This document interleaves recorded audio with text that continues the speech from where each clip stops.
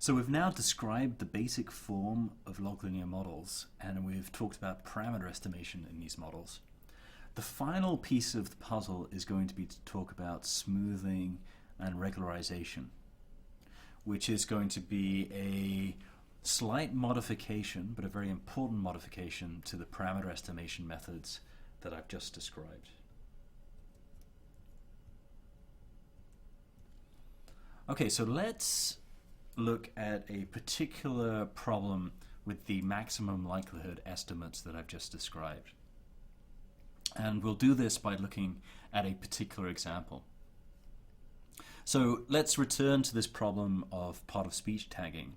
Remember, in this case, each history X consists of a sentence, W1 through WN, a sequence of previous tags, T1 through Ti-1, and also a position I. So we have these three things that we're conditioning on. And the label Y is a tag, for example, VT. Okay, let's say we have a feature definition, say our 100th feature is going to be 1 if the word we're tagging is base and the tag we're choosing is VT.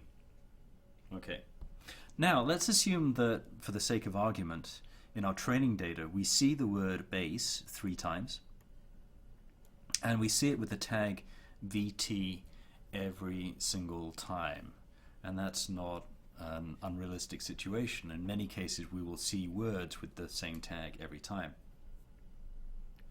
So if you look at the gradients at the maximum, we're going to have DLV by DV100 is equal to 0. So if we hill climb to the maximum of this function I was talking about, at this global maximum all the gradients are going to be 0.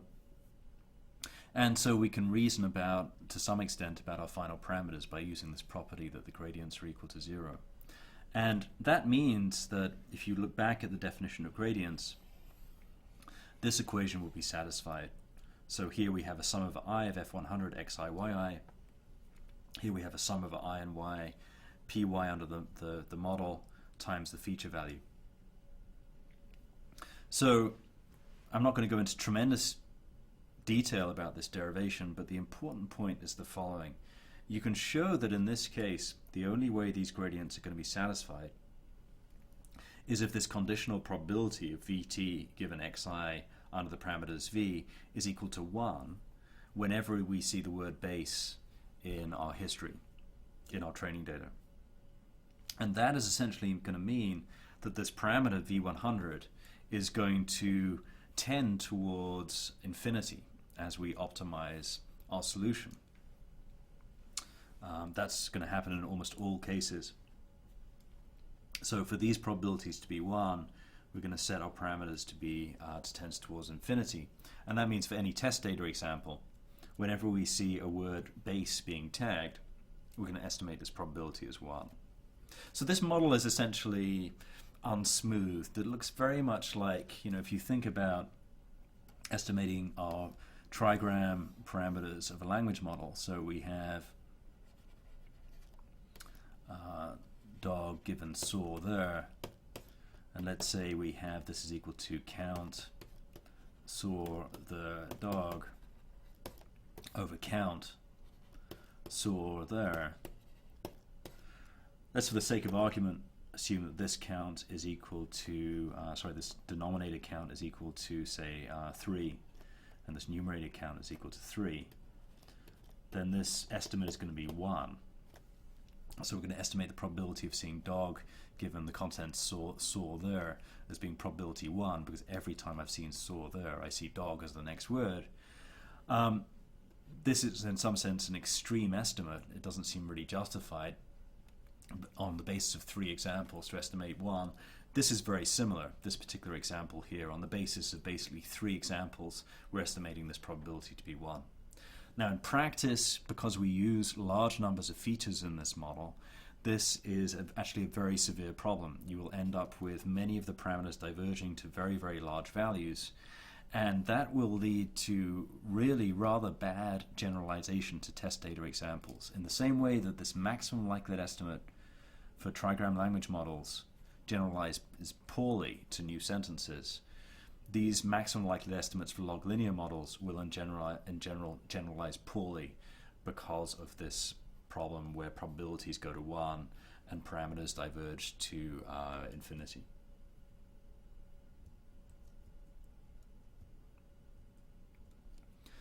So what I'm going to show you here is a very simple and effective solution to this problem called regularization. And the basic idea is going to be to modify our loss function slightly. So again, I'm going to take the optimal parameters v star to be the parameters v which maximize this function L of v. And what I have here is just exactly the same as what I showed you before. Sum I equals 1 to n of log p yi given xi under the parameters v. But now I have a new term which is shown you here.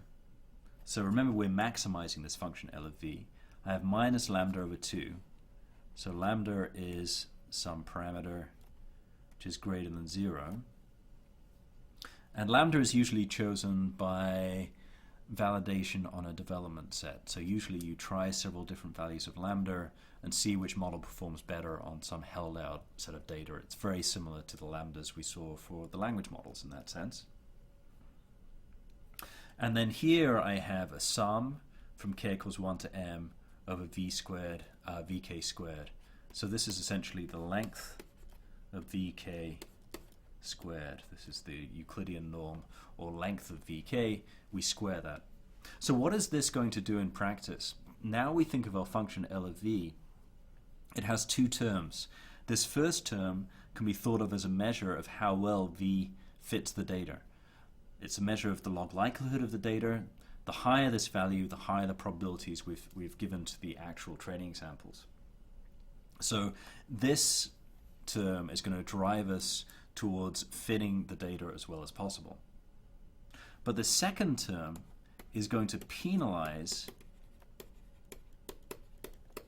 large values for vk squared, sorry, this should be v squared, the length of this vector. So this is going to encourage us to keep our parameter values relatively small, or at the very least to keep the sum of squares of our parameter values relatively small. And this can be thought of as a penalty on the complexity of the model. If you think of simpler models having smaller parameter values, this will encourage models with smaller parameter values. And so these two parts of this objective function will sort of play off against each other. This is a fit to the data. This is something which tries to keep our parameter values relatively small.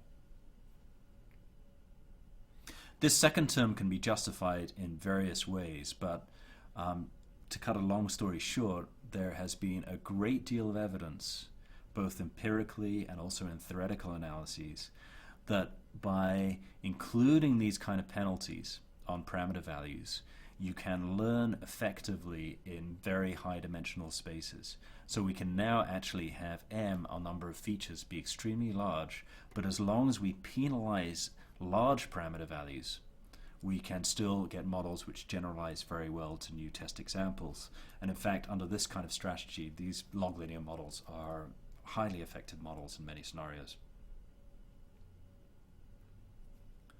We optimize this function L of v, again using gradient-based methods.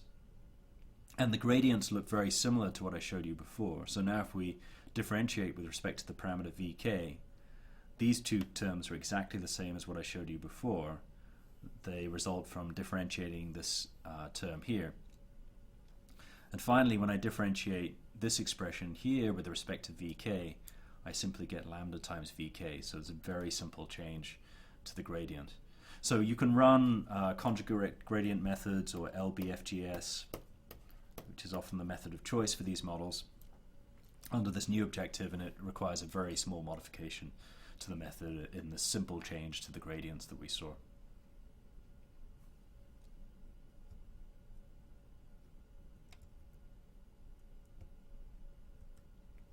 So here's one example of an application of log linear models. We'll see several others in the next few lectures of the class, but just to complete the story about language modeling, let's talk about an early paper by Chen and Rosenfeld from 1998.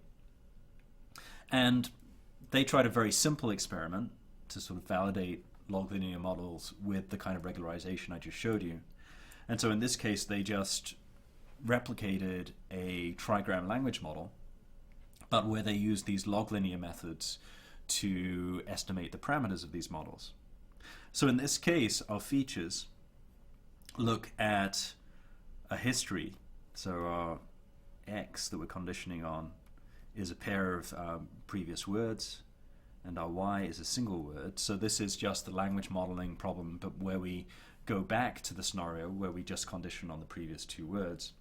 And they introduce trigram, bigram, and unigram features. For example, the trigram feature might look at this particular trigram, this bigram, this unigram, and as I described before, they basically included all trigrams, bigrams, and unigrams seen in training data, or rather they included features for every trigram, bigram, and unigram seen in the training data.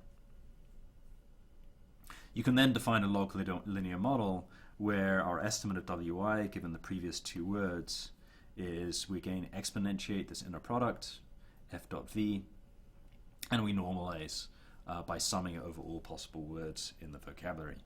And we can estimate these parameters v using gradient ascent on the regularized log likelihood function that I showed you on the previous slides.